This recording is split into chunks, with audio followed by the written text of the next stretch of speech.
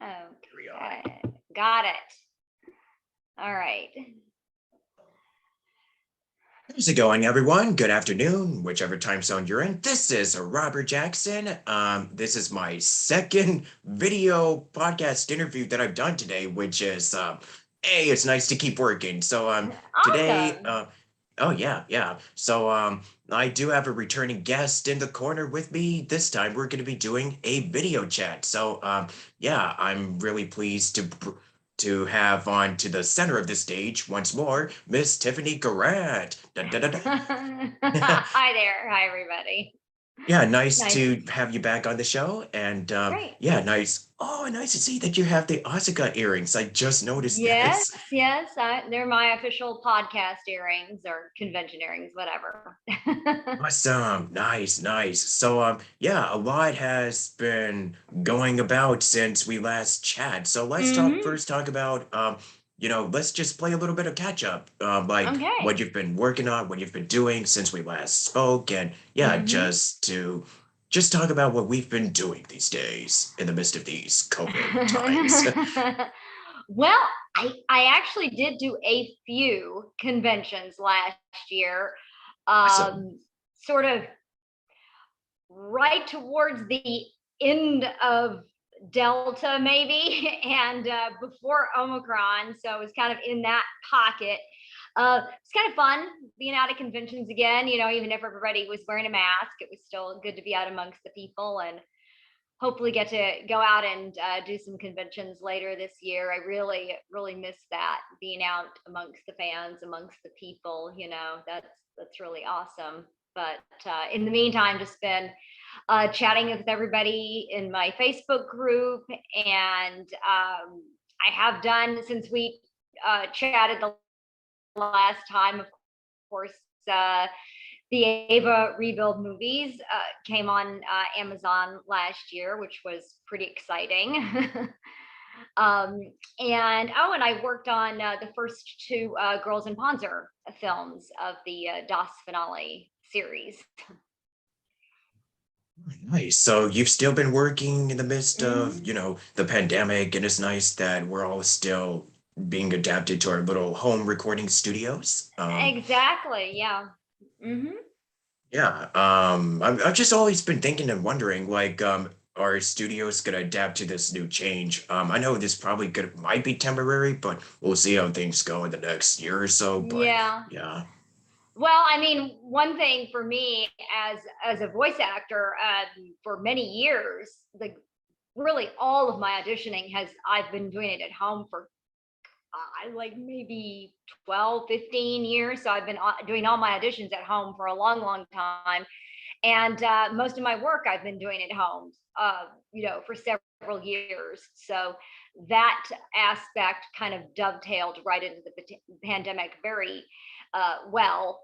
Of course, on some of the projects I have gone into the studio, like for the Evangelion films, for the rebuild films, go into a studio that had all the COVID protocols and everything.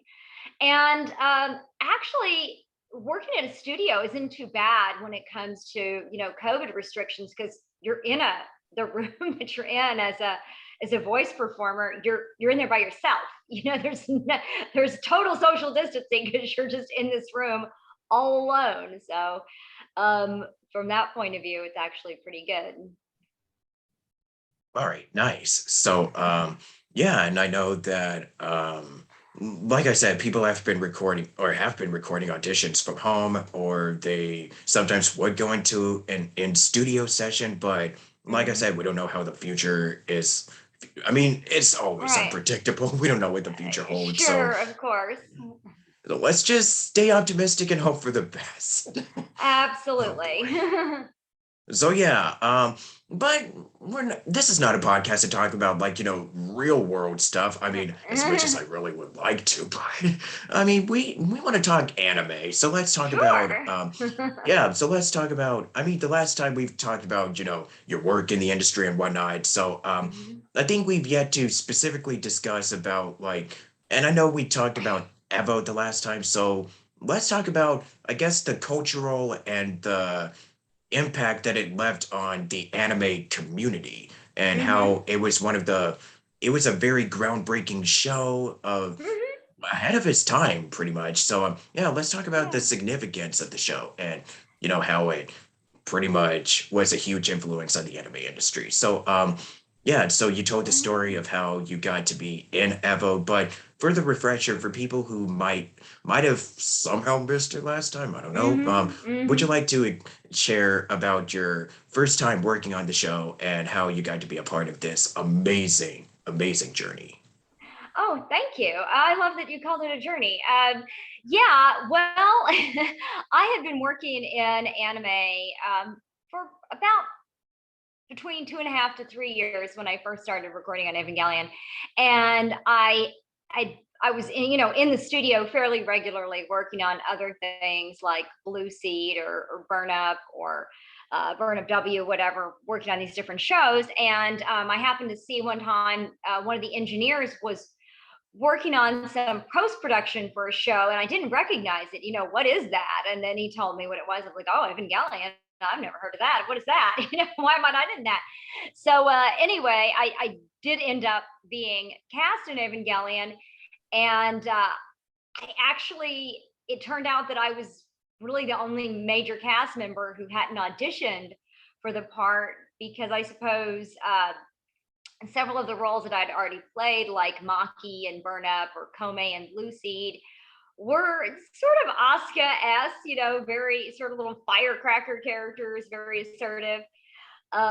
Anyway, and so when I found out about the role and I got videotaped so that I could watch the first 7 episodes, because Asuka doesn't come in until episode 8, and I thought, wow, she must not be a very important character if she's not in it until the 8th episode. But Boy, were you yeah, it wrong. turned out.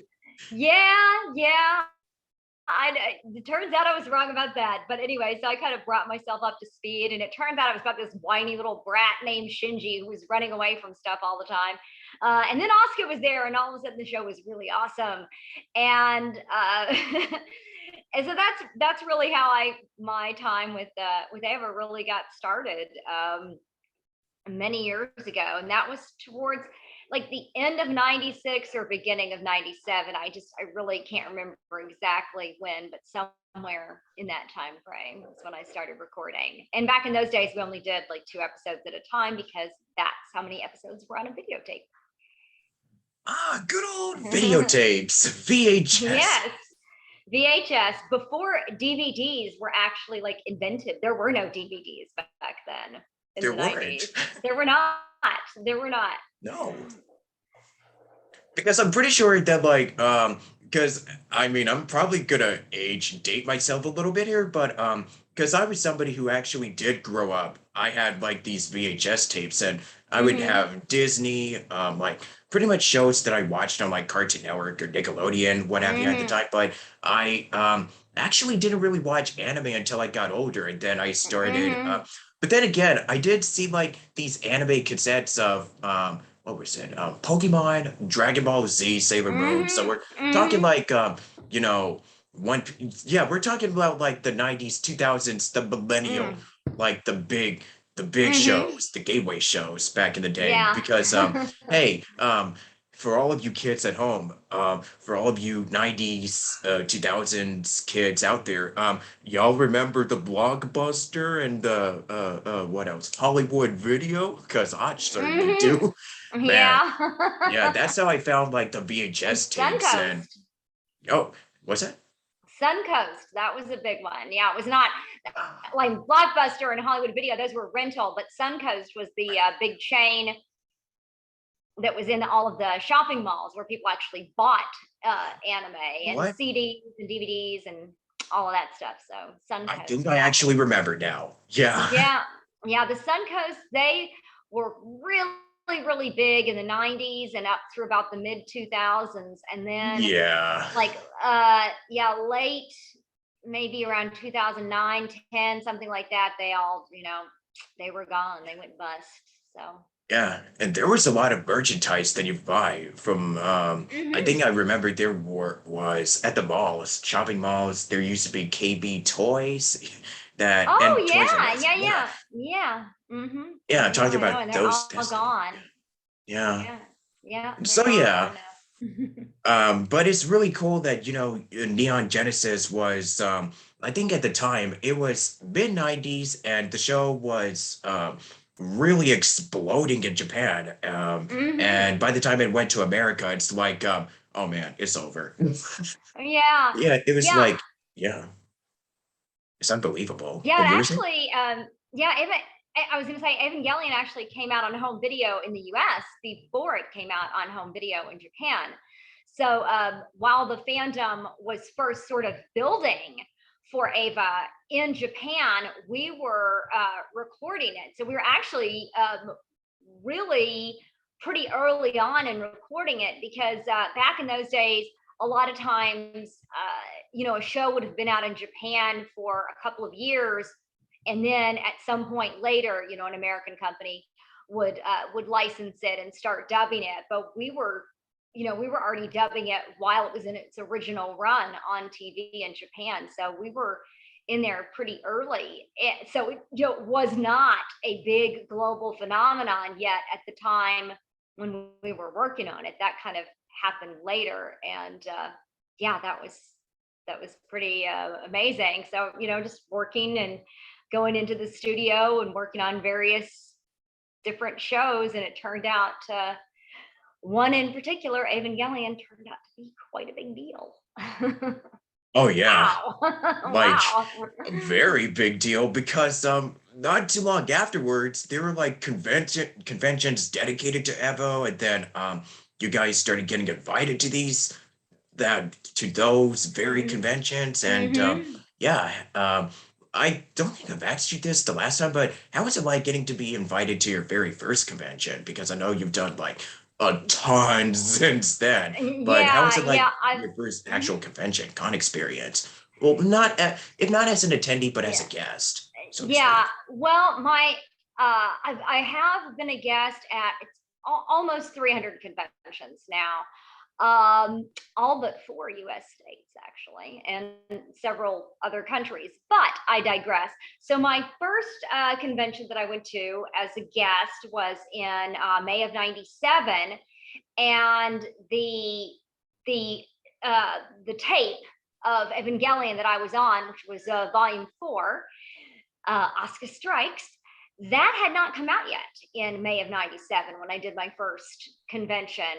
And since I'd never been to an anime convention before, I kind of didn't really know what to do and where to go. And so I was spending a lot of time hanging out at the ADV booth in the dealer's room. And they had a really big backdrop, a huge Evangelion backdrop there at their booth. And I remember talking to some of the fans there and pointing and saying, "Yeah, this girl right here in the red outfit, her." It's like, that one's me. I was telling people. So I remember that about it. At that point, I had Blue Seed was already out, so people were familiar with that and some of the other OVAs and things that I had worked on. But that was my very first convention um, as a guest, and then just I guess, yeah, the next convention I did was a really really small one on at Fort Hood in Killeen, Texas. That was kind of when the whole ball started rolling for me, doing conventions in '97 and then in '98. So by the time I went back to that same convention, which was at the time it was called Project Acon, it's now just Acon, I guess. Uh, I went back there in '98, and of course, Evangelion was huge by that time, and it was my first time I cosplayed as Asuka. So yeah, it was very exciting. I didn't, my very first convention, I had no idea what to do or anything about doing panels or whatever. Before that, I had gone to one convention in less than a year earlier. I'd been to a Star Trek convention in 1996 just to check it out because I love Star Trek. So yeah, before being a guest at an anime con, I had only ever been to one convention ever. So I didn't really know what to expect. Boy, howdy, it just continued to grow and grow from there on from this point forward. Mhm. I mean, Absolutely. yeah, because when you really go back to the 90s, because I Mhm. think at the time, because we did a lot of kids grew up with American show, not American. I mean, that's not the right term. Like with cartoons, like you see on Western animation, and then Right, I sure. think then some of the first anime, it I think. Oh boy. But I know some of the big ones that people were familiar with were like the Hayao Miyazaki films that were being dubbed by Mhm. Disney, if I'm not mistaken. Yeah, Yeah, the they films that he made. Disney hadn't started to like Streamline, I think, like because I believe Streamline did My Neighbor Totoro was Oh, the man. yeah, but yeah, Princess Mononoke, but that was I don't remember when that was in relation to. I guess that was in the late '90s, but I mean, for me, when I was a kid, I watched Speed Racer and I also watched Ultraman, which is Sentai. It's not really anime, but it's from Japan. And then later in the '80s, I had watched Robotech and didn't even really realize that that was anime. I didn't watch much Voltron, but I was kind of aware of that. So there was some anime around previously, but I think a lot of people didn't really realize that it was Japanese. And when they first started putting Pokemon on TV, they were trying to sort of westernize it with the famous donut thing instead of the rice balls, right? And then at some point, the powers that be realized, oh, wait a minute, people actually like that it's Japanese. They like that it's from Japan. So they kind of stopped changing all of that stuff. They realized people just liked it how it was. Oh, yeah. Oh boy, oh man, being on the internet, going on the anime forums back in the 2000s was like Yeah. a very fun time because you have people talking about like the localization changes for the dubs, like Mhm. particularly for kids, which I'm gonna say this now. I have nothing against for kids, but oh No. man, like if you were somebody who was around the anime fandom in the 2000s, like it was a wild time. Yeah. Oh man, there was like, oh boy, like four kids did this, four kids did that. Why did they Right. do it? Like they pretty much made One Piece into kids. Like it's a show for adults, and then they try to have this Yeah. dialogue and just Yeah. there's so much more I would say, but yeah, Well, if I'm you gonna look keep at it it, PG. if you look at it from the point of view of the Japanese companies, Yeah. what they most wanted is they wanted their shows to be on American television. So they would say to the American companies and to, for kids, whatever, do whatever you need to do to put it on American television. American television is not going to have some children's cartoon where the characters are smoking cigarettes. They're just not going to do that. And so it was Huh. really important to the Japanese licensors. It's not as if Four Kids or the American distributors are secretly making these changes that the Japanese creators are going, oh my gosh, I can't believe they did that to my show. No, just the opposite. The Japanese creators were saying, please do whatever you can to get our show on TV because we want to sell One Piece toys. We want every American kid to take a One Piece lunchbox to school and have a One Piece backpack and wear a One Piece T-shirt. So they're trying to sell merchandise. They wanted those changes to happen in um, Pokemon and One Piece and all of that. So there was, nothing nefarious about Four Kids. They were just doing what had been done traditionally, like, changes that had been made with Speed Racer, for example. Just, get it on television. We want to make money off this show. So, you know what, though? The good thing is that it brought a lot of people into anime fandom so that they could watch the original versions that weren't altered, where people didn't have, where they had cigarettes instead of lollipops and all of those things. It's not like, I mean, I love One Piece. I was in One Piece. I played two different characters in that show, but Yeah. it's not Shakespeare, okay? This is not high art. This is not like you blasphemed something. So I hope everyone's not going to hate me now for saying that, but you can watch the Funimation dub, or you can watch it subtitled or whatever. It's fine. It didn't get destroyed. It just got changed temporarily. Yeah. Yeah, the easy way just to teach kids not to do drugs, don't smoke, just change it into a lollipop. Just Yeah, nothing. yeah, Nope, I don't see anything wrong with that. No. yeah. Lollipops. Lollipops.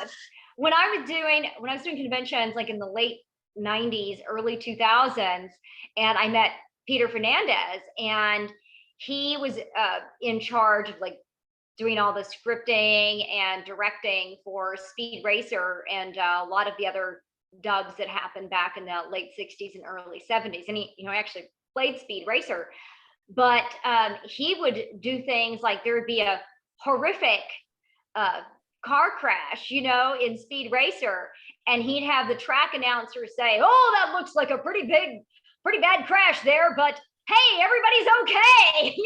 Clearly the cars had blown up and everyone was totally dead. But you couldn't have a children's cartoon where the characters on the show are being killed. You can't have that on American television. So hey, that was a bad accident, but looks like everyone's all right. And you could show the kids that literally, spoiler alert. I mean, if you haven't seen Lion King, I mean, I don't know why you haven't, but it's like you can show kids that Mufasa literally just died, but no, they Speed Racer, they crashed, but they Well, made it out okay. yeah, but that you're talking about a feature film, which is not the Oh yeah. same thing as a broadcast TV show. So yeah, I mean, hey, look, in Disney, there's a lot of people that die in those Disney films. Oh, There's always somebody's mother or somebody's father or somebody's going to be an orphan. I mean, for sure, somebody's bring parent up is going to family. die. Yeah, I know. Oh, Bambi's mom is dead. There you go. And that's the beginning of the Yeah, there you movie. go. So yeah, And that's I all know, happening. literally, I've been in the beginning. So Yeah. I mean, they just want to give you the harsh reality, I guess. But Hmm. yeah. So, anyways, back to Ev. Um, Back to Ava. Yes, yeah. Ava So, changed the world. yeah, that literally did pretty much. So, yeah, it had conventions, and that you got invited as guests. But for Hmm. as far as the actual show itself, Hmm. yeah, so I want to say my first time watching Evo, I think what was I mean, I've seen clips, but I think until before I started watching like full episodes, but I think the first clip that I've actually watched was um it actually was with Asuka. It was with the scene where she's confronting, the whole scene where she's has her inner feelings, that whole monologue, and just a lot Mm-hmm. of just clips where it's just like it gets super dark. I'm not gonna give away too many Yes. spoilers, but Yeah. yes, just oh man, It's I pretty bet that heavy. probably must have been like pretty brutal to record, like mentally. What's Yeah, absolutely. Yeah, there were some pretty dark, pretty yeah, challenging aspects to some of those later episodes of Evangelion, and of course in the films as well. But yeah, for yeah, sure.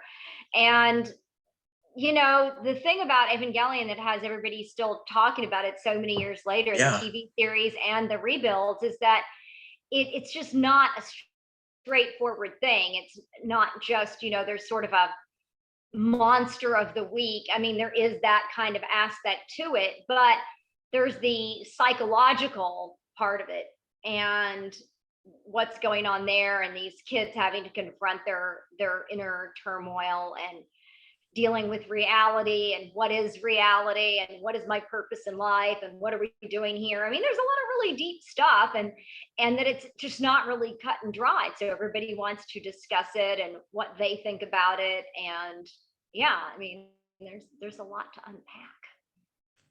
Oh yeah, because it is a psychological drama, and but it also Hmm. has mechas and but oh look, there's giant Yeah. robots. But no, no, we want to really dig into the psyche. We want to really make the Uh-huh. characters just go through heck in Yeah, the show. No, this is what you're gonna be getting, kids. for sure, for sure. And I I like know. how, yeah. And I think part of the reason why the show actually grew such a huge following is because I think this was one of the anime. I mean, people didn't really know that this was animated originally in Japan, but it got English dubbed. But I think the reason why this resonates so well to people, like it really touches upon themes like, self-loathing, anxiety, PTSD, depression, and just a lot of mental health stuff that really hasn't been tackled Absolutely. in Mm-hmm. anime such as this. I mean, there might have, Mm-hmm. but like, no, this was probably the first instance that people, they realized that, oh, maybe anime isn't always really for like, uh, I mean, animation is for everyone, but I think it's one of the first that was aimed more specifically for like the teenager, particularly young Right. adults, the adult Mm-hmm. audience. And I Mm-hmm. pretty sure that's the reason why it caught on so well, is because Yeah. it pretty much delved into such dark subject matters in such a in a way that hasn't been explored in pretty much animation or really in Mm-hmm. television, at least to that extent. And Yeah. it's interesting to know that I think the original manga artist, the creator of Mm-hmm. Evangelion, Mm-hmm. I think I read that Sadamoto. yeah, him. I think he was going through like, I think he had struggled with depression, and I think he really incorporates like the religious themes and the struggles into the characters, and it really does show in the work. Yeah. And I mean, Yeah, I I know think that he's got a yeah, lot of that is really Ano. A lot of that is really Hideaki Ano. I mean, Yoshiyuki Sadamoto, he's more of like the character designs, and Ano is more the story element yeah, of it. So that's more Ano, the themes of the depression and all of that. But I mean, for sure, um, for sure, it does deal with a lot of those mental health issues and emotional, like really dark emotional problems that a lot of people deal with, and particularly teenagers. And it does resonate with people in that way. And yeah, I know that I get that feedback from a lot of people I have for years. And so I really, that's something I really appreciate about having been part of this journey and this franchise, is the way that that has really affected people so much. Them relating to those struggles with these characters, with Shinji and with Asuka and even with Ray too. And not just them. I mean, really it's all of the characters have these different struggles, like Misato, Ritsuko, they're all going through really, really difficult situations, difficult feelings, the things that they're having to deal with. And they, a lot of it involves parental issues as well. I mean, pretty much all of them. So yeah, I agree. That is that's something that Ava gave us that people will be discussing for decades to come, I think, for sure. many more. Mm-hmm. Because like I said, this was a very groundbreaking show. I mean, when it Mm-hmm. hit America, like it just pretty much exploded just right away. I think it alongside Yeah. shows like from the 90s, like there was Cowboy Bebop, and then later, soon after, I mean, like I mentioned, there's DBZ, Sailor Moon, Pokemon, Digimon, and other big anime. Some that you were also part of, like in the 2000s, like Full Metal Alchemist, Orion, and many more that going Yeah. on into the 2010s. Like I know right now we have My Hero Academia, which is just really taking the internet by storm, Mm-hmm. and we're gonna go still. Let me see. There's My Hero and some other shows that come out. But yeah, going back to Evo though, it's like we talked about. It's the themes of just self-doubt with all of these mental health stuff that was tackled in there. Mm-hmm. I mean, I know that we've also discussed this the last time, but you having to record those scenes as an actor, placing Yes, yourself yes. into the character's shoes when Mm-hmm. they're going through these really very heavy internal struggles must have been, you know, a unique Mm. experience. So, Yeah, yeah. yeah, I mean, it was, I mean, I have to, internalize those issues that Asuka's dealing with. And yeah, that is painful, and that is difficult to deal with. But um, I'm so fortunate. I feel really thankful that I've been able to have the opportunity to work on a show of, that have this kind of impact on people. And yeah, I feel like it's really been a gift to me, and it's given me the opportunity to talk to folks like you, and I really appreciate that. I should warn everybody that the battery on my laptop is getting very low, because I was originally going to try to do this on my tablet today, which did not work out for me. But anyway, I was able to get it going, so I'm glad I got to join you. Oh, no worries, no worries, no problemo. But yeah, and I just also wanted to ask you, Mhm, let me see, as far as the character Asuka, I think I've asked this the last time, but mhm. so for the character of Asuka, so how would you say that Asuka has also left a huge, big, like, I guess, has also deeply connected to audiences, and how did Mhm. she leave an impact on the community and, well, on the industry in general? Because like you said, you cosplayed as her on in one of your first Mhm. conventions, and Mhm. especially very popular with the cosplay community, like wow. But yeah, how has Yeah. Asuka left a, I guess, a mark on the anime fandom? Like, how has she been such an integral part of the show, and yeah, with the Well, audiences out there? it's kind of one of those, maybe it's not the first, but it's certainly one of the first. The whole best girl thing with First Oscar class. and Ray, and now there's like Oscar, Ray, and Mari. So uh, that's kind of fun. It's interesting when I look back on it, though, because really when the show first came out, and for about maybe the first 10 years or so, it was pretty clear that Ray was definitely more popular than Asuka. And then I feel like it shifted. I mean, and I'm not just saying this because I'm personally biased, but I feel like Asuka has really come into her own and become much more popular over the last several years. But she's really that archetypal tsundere character. And I mean, honestly, like if you just Google tsundere, there's Asuka, you there she is. So that those characters really, all of them, and Asuka for sure, made a big impact on the industry, and the way other shows are produced, and other characters are viewed. But anyway, I'm super excited that I got to be Asuka, and like I am Asuka. So So how do you relate to Asuka? I think this was something I asked last time, but uh, how do you relate to her in a way? well, I love her her strength and her confidence, and the way that she sort of picks herself up and she keeps going in the face of adversity. I love that. And that's something that I kind of aspire to. And, the struggles of wondering, which I think is something that a lot of people can relate to with Oscar, is like, you want everybody to think that you're worthy, but then trying to internalize that yourself and believe that you're worthy. Um, Definitely something that I have faced from time to time, and that I think that that's a very relatable quality about Asuka, that she wants to feel like she's worthy of being loved, or worthy of her position, or the trust that other people place in her, or just being worthy of whatever that situation is.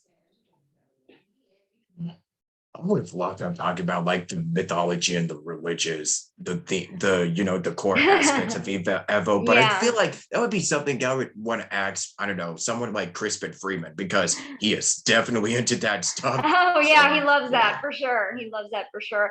And a lot of it is, just in my opinion, a lot of those things are kind of a red herring in Evangelion. I mean, it's there to make it more mysterious and mystical, and it's got these elements of Eastern religion and Western religion, and but I mean, to me, at the core of it, it's in some ways a classic hero's journey. So It really also led, the audience to really discover the Japanese seiyus and the English dub VAs. I mean, Hmm. all of you guys of the original cast, like there's Spike Spencer, Allison Keith, Amanda Wynn Hmm. Lee, and Matt Greenfield, Hmm. and numerous others that I could just Yeah. go on and on about. But yeah, you Hmm. guys just really made these characters your own. The original Japanese Seiyu did amazing job at capturing the personalities. You guys Hmm. also did too, but you added your own unique layer of depth to the Right. characters that I guess that's also why audience really appreciate about, and that's why you guys are pretty popular in the fandom. Thank So you. yeah. Yeah. Well, the thing is, we're not supposed to just try to mimic the Japanese or just sort of Yeah. create what's like just like an English mimicking of a Japanese performance. It has to be a real character, that you have to internalize and give your own performance while still staying true to the original creator's intentions and all of that. So that's always very important to me when I'm working on a project. It's good that there's still Evo stuff going about. I mean, Oh there's like, yeah, different dubs, Netflix, but and I'm sorry. Or I thought you said something. Yeah. no, I'm not on sorry. my end. Oh no, I was just saying there's like, the Netflix stuff and also some other ones that you reprised your roles of.